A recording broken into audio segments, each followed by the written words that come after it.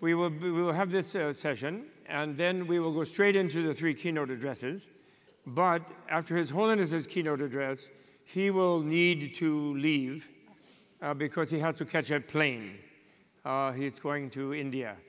And then Dr. Ebadi will give her address, and Dr. Jody will give her address. And we will do it without a break. We will just go straight through, all right? And so therefore, unlike the usual beginning, His Holiness will not make remarks at the beginning of this session, Peace in the Community. We will begin with Dr. Ebadi. You'll go first now with some preliminary remark, brief preliminary remark, and then we will go to Jody, and then we'll go down the list of other panelists. All right? So, since His Holiness is giving that keynote. Thank you. That's the procedure. صلح به معنای آرامشه و با سکوت فرق میکنه. Peace means calm, tranquility. It's different from silence. خیلی از جوامع هست که توش سکوته ولی کن صلح ندارن. In many communities we see silence, but that doesn't mean there's peace. مثل گورستان ها که ساکتن. Like cemeteries, they're silent too. اما شما میتونید سکوت گورستان رو بگید صلحه؟ But can we say that the silence in the cemetery is peace? خیلی از کشورهایی هستند که مردم ساکتن ولی کن سکوت اینها شبیه سکوت گورستانه. And in many countries people are silent, but their silence is like the silence in the cemetery. برای اینکه صلح به معنای واقعی در یک جامعه ایجاد بشه احتیاج به 2 رکن اساسی داره. In order to have real peace in community, we need 2 important elements. اول دموکراسی و بعد عدالت اجتماعی. First democracy and then social justice. جامعه‌ای که دموکرات نباشه و با نوشتن یک مقاله یا یک انتقاد ساده سالها مردم رو در زندان بیاندازند، مسلماً سکوت اون به معنای صلح نیست.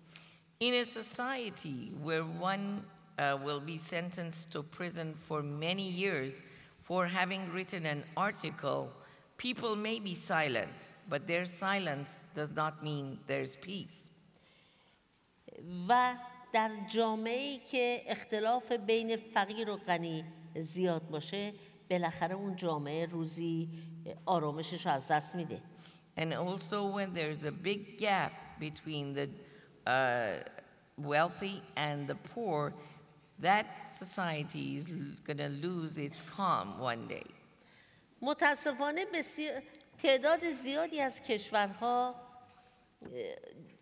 این 2 عنصر و یا لااقل یکی از این 2 عنصر رو ندارن. In many of the countries, the 2 elements do not exist together, or some have one and don't have the other one. به عنوان مثال در آمریکا ممکنه که در آمریکا دموکراسی هست ولی که فاصله بین فقیر و غنی داره روز به روز بیشتر میشه. For example, in America, there is democracy, but the gap between the rich and the poor is widening every day. هوملس ها توی آمریکا زیادند یا افرادی که بدون برخورداری از هیچ گونه بیمه‌ای آینده‌ای برای خودشون ندارن و در مقابله تعداد معدودی هستن که بسیار ثروتمندن. Then there are numerous homeless people in America. There are a lot of people in America who do not have health insurance, but there are other people in this country, although their numbers may be little, but they are very wealthy. این جوامعی مثل این نمیتونه برای همیشه به همین صورت باقی بمونه و در آرامش در صلح به معنای آرامش باقی بمونه. Societies like these cannot continue and stay in peace forever. و جوامعی که دموکراسی و عدالت اجتماعی رو با هم ندارند یا به وسیله انقلاب آرامششون رو از دست میدن یا مجبورن اصلاحاتی درش انجام بدن که به انقلاب نرسن. In societies where both elements do not exist, we either see revolution or we see reform in changes of laws so that they don't get to the revolutionary stage. و امیدوارم که سیاستمداران انقدر عاقل باشند که با اصلاحات مانع از انقلاب که منجر به خونریزی میشه بشوند.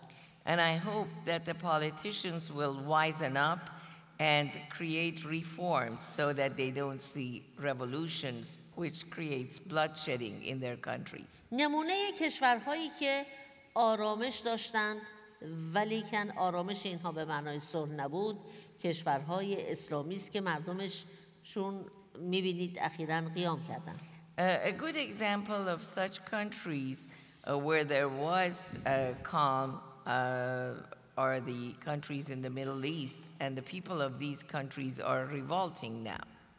به عنوان مثال 40 سال مردم لیبی سکوت کرده بودند اما سکوت اینها به معنای صلحی نبود که در درون جامعهشون بود. For example, if we look at the situation in Libya, for 40 years people in Libya were silent, but that doesn't mean that there was peace in their society. و در اولین فرصتی که مردم توانستند قیام بکنن نشون دادن که از نبود دموکراسی و عدالت اجتماعی خسته شدن. And when they got the first opportunity to revolt, they showed to the world that they are tired of lack of democracy and or social justice. یا در سوریه وقتی که حافظ اسد به قدرت رسید این سالها در اونجا حکومت میکرد که ضمناً خیلی هم فساد مالی داشت. Or in Syria, when Hafiz Assad came to power, he stayed for years and years, and financially he was a corrupt person. و در اونجا دموکراسی هم نبود و به همین دلیل با وجودی که حافظ اسد رئیس جمهور بود بعد از فوتش پسرش بشار اسد شد رئیس جمهور. And there was no democracy in that country, and although Hafiz Assad was just a president, but after him, his son, Bashar Assad, became the president. یعنی در حقیقت سوریه جمهوری رو هم موروثی کرده بود. This means that in Syria, in reality, presidency had become hereditary too. و مردم سوریه که سالها ساکت بودن دیگه خسته شدن. But the people of Syria who had been silent for years became tired. و الان هزاران سوری کشته میشه ولیکن حاضر نیستن مردم برن خونشون برای اینکه میگن ما دموکراسی میخوایم. And now we see that thousands of Syrians are getting killed, but they don't go back home. They insist that they want democracy. و مطمئن باشید کشورهایی که دموکراسی یا عدالت اجتماعی رو هر دوتا رو با هم ندارن یه موقعی مردم قیام میکنن. And this is why I say that if there is no democracy and social justice together in one country, the people of that country will revolt one day. اون موقع هم افرادی که غیر عادلانه ثروتمند شدن و هم دیکتاتورها مجبورن از پول و قدرتشون دست بکشن. That is when the dictators and also people who have suddenly become wealthy will have to leave everything behind. و خونریزی زیادی خواهد شد. And there will be a lot of bloodshedding. و من امیدوارم قبل از اینکه خونریزی بشود هم پولدارها و هم سیاستمدارها عاقل بشوند و دست به اصلاحات بزنند. And this is why I hope that before there's bloodshedding, both the wealthy and the politicians wisen up and resort to reform. Thank you very much. Thank you very much. Wonderful. Jody? Is this the, thank you. Excuse me to give you my back for a minute, but I need to stand up. And I hope I can see you and not fall on top of you. Catch me. I was thinking about peace in community, and I was thinking about what a community is. And part of community, obviously, well, I don't know if it's obvious. To me, it's obvious, is not just tolerance. You know, we say we're supposed to tolerate. What the hell is tolerate? We're supposed to accept the difference. It doesn't mean that I have to want to embrace you personally. It doesn't mean I have to want to invite you into my home and you become my best friend forever. But it means I accept your difference as long as you don't impose it on me. And I think about the seeming need of humans to create the other. And this really struck me recently. Shirin and I were actually together at a freedom forum in Oslo. And coming through security, there was an older man in front of me, and he was having a hard time, you know, doing the thing you have to do for the security people. And the security person kind of said, oh, you know, don't worry, you don't look like a terrorist. And he's, you know, white dude. And I was like offended. And so I said, you know, what does a terrorist look like? And the person was a white male, and obviously I'm a white female, and he said to me, he looked me right in the eye and he said, not like us. Not like us. That won't count you guys. Because I thought, if I had the skin the color of cocoa, if I had skin the color of a coconut, if I had milk chocolate skin, if I had dark chocolate skin, if I had mahogany skin, would that man have said to me, he does not look like us?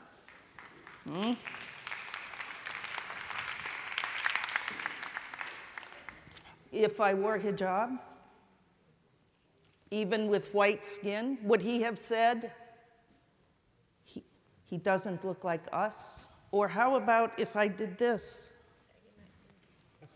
Would he then have said, a terrorist does not look like us? What the hell does a terrorist look like? Oh, dear.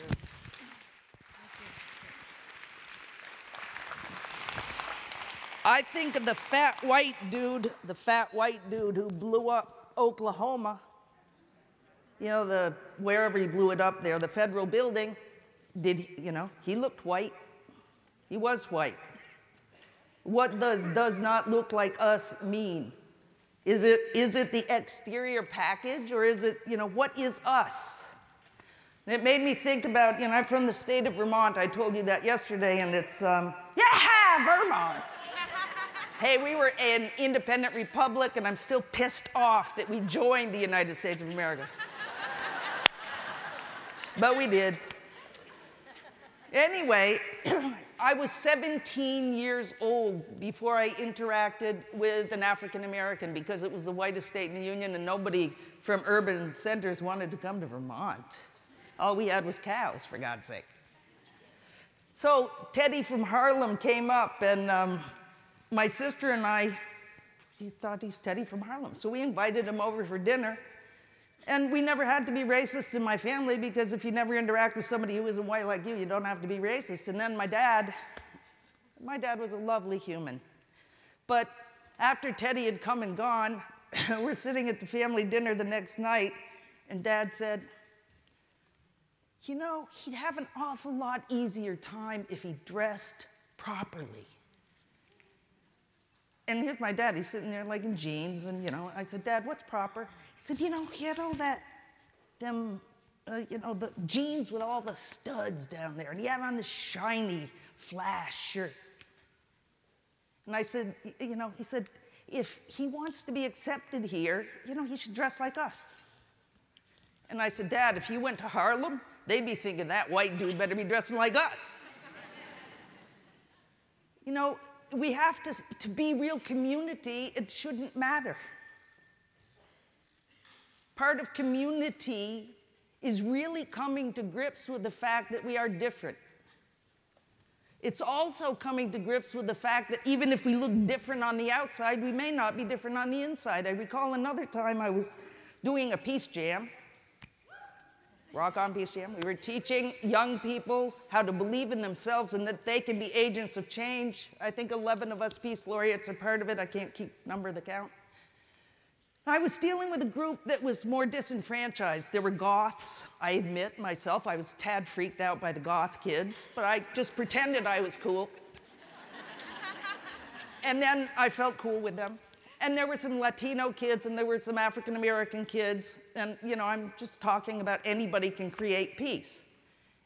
And I could see by the expression on their face, they're looking at me and they're thinking, who is this white, blue-eyed lady trying to, you know, talk to us about anybody can change the world? And I could see it. I could see they were looking at me like, what the hell do you know? You know, you're probably a trust fund baby, you probably, you know, privilege, all that. So I told them my family story. My father had to quit school in 9th grade to support his 7 brothers and sisters. My parents ran away and got married when Mom was 16 and Dad was 19. My mother did not finish high school either. By the time my mother was 23, she had 4 children. My father was a coal shoveler, earning $20 a week. My oldest brother, as I mentioned yesterday, was born deaf. When he was an adolescent, he became a schizophrenic, and he was a violent schizophrenic. He tried to strangle my mother with a telephone cord, and he tried to stab Mom and I with a butcher knife.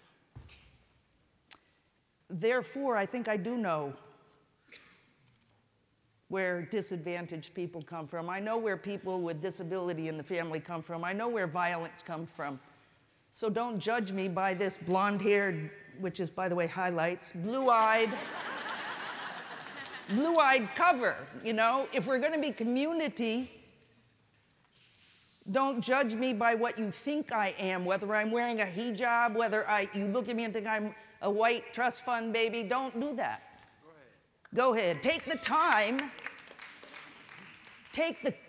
have the courage to know me. That's when we'll have community. Thank you. Thank you. Thank you, Jody. Thank you very much. That was great. Thank you, Jody. You're welcome. Now we begin, we will go, unless Your Holiness, do you have any reaction, Your Holiness, you want to say anything? That is Jody. Also toast. Solik was saying that your performance was great. Wonderful. Very good. I like that. It's very good. See, not concerned about formality or protocols. Oh, just a human to human being. That's very good. Very good. Thank you. Thank you. Okay, now we begin with the panel. Aldo Civico from Rutgers and Newark, and also working with the Earth Institute. Aldo Civico. Good morning, and thank you for inviting me. It's an enormous privilege and honor to share the stage with His Holiness, the Peace Nobel Laureates, and all of you. Let me tell you a story. 10 years ago, in April 2001, I took my first trip to Colombia to design and to facilitate my first ever conflict resolution workshop. And on a small, shaky plane, I landed on a strip of asphalt merging into a soccer field of a tiny, hot, humid village on the border between Colombia and Panama, a perfect gateway for the trafficking of humans, drugs, weapons. And a few weeks before my arrival, the right-wing paramilitary had tortured and massacred men, women, children. And so, of course, the community was frozen in terror and deeply traumatized. So I had to do this workshop, but I was also giving very precise instructions. And I was told that I couldn't talk about peace. I couldn't address directly the massacre, and I couldn't talk about conflict resolution. Now, I thought that was interesting because if you cannot speak about peace, how can you actually imagine and build it? But the reason was that among the people who would take my workshop, there were individuals who were very close to both the right-wing paramilitary groups as well as with the leftist guerrillas. So what to do? I came up with a very simple idea. To the 40 community leaders, in great part women, young and elderly, I told, let's build together the collective memory of this village. Tell me what you have learned, what you have heard from your grandparents. Tell me what you had heard from your parents. Tell me what you have heard from your neighbors. Tell me what you have witnessed. And so for a few minutes, they recollected and they jotted down their memories. It was a moment of sort of a sacred silence. And afterwards, on a blackboard, I would take notes of the different kinds of events and anecdotes they would share. So I started on my left with a woman, and she shared marvelously how she remembers the first time, about 40 years ago, when the first mirror arrived to the village, and she discovered how beautiful she was. And then the second person, also a woman, raised up, and she right away mentioned the massacre. She shared the details of the loss, the pain she went through together with her family. And that changed completely the dynamics. It opened up a space where everybody felt free to actually share the personal pain. Something that had been silenced by terror now became a collective shared memory. And it reconstructed the ties and the sense of community and the sense of trust. And so for 2 days, we were then able to imagine peace. People would come up with wonderful creative ideas about how to build peace in that tiny village. And at the last afternoon, in a moment of evaluation and briefing, I remember this elderly man standing up and saying, I will go and talk to the leaders of the armed groups. I will tell them the meaning that this workshop had for us, and I'm ready to die for it. He reminded me an old prophet who had seen the promised land of peace. And I learned a great lecture from that weekend, that even in the midst of violence, even in the midst of war, you can actually create a space of peace, a space where everybody can feel safe. That even in the midst of violence and in the midst of war, you can actually tap into the human potential for peace that is always present. And this is what I've been trying to do as a scholar and as a practitioner in my 20 years of work in Sicily, when I was an active member of a social movement fighting the Sicilian Mafia and Cosa Nostra in Palermo, or when I facilitated talks between the guerrilla and the Colombian government, or when I work on youth violence in Mexico or here now in the United States, is always to look for that potential of peace in the communities touched by violence, to create it, to strengthen it, and actually to hold it.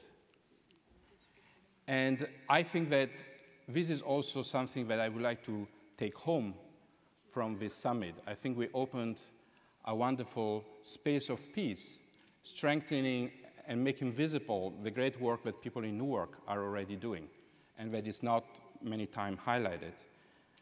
But this is really my commitment, and I would like to finish with this. We as scholars many times become very good at understanding the causes of war and violence. We are not good at studying peace. We are not good at identifying the potential for peace. We think that understanding problems means understanding and finding solutions. So I think that for us, for me particularly, the challenge is to study peace and to understand the human potential for peace, identifying those and strengthen them. And this is what we are trying to do now at Rutgers University. And thank you for the summit, who has been very inspiring for this work.